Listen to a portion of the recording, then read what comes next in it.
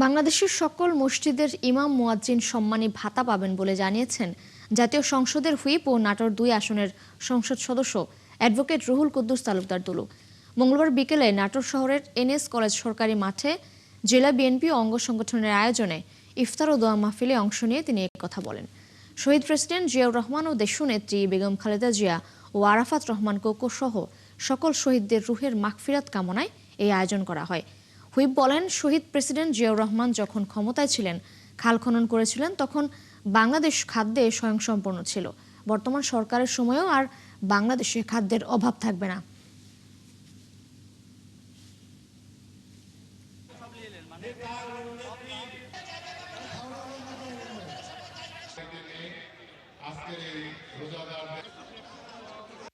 আমাদের নেতা তারেক রহমান বলেছিল, বিএনপি ক্ষমতায় গেলে মসজিদের ইমাম, শুধু মসজিদের ইমাম মুয়াজ্জিনই নয়, হিন্দু ভাইদের যে সমস্ত পুরোহিত, ঠাকুর, খ্রিস্টানদেরকে কি বলে ধর্মযাজক, তাদের জন্য ভাতার ব্যবস্থা করবে।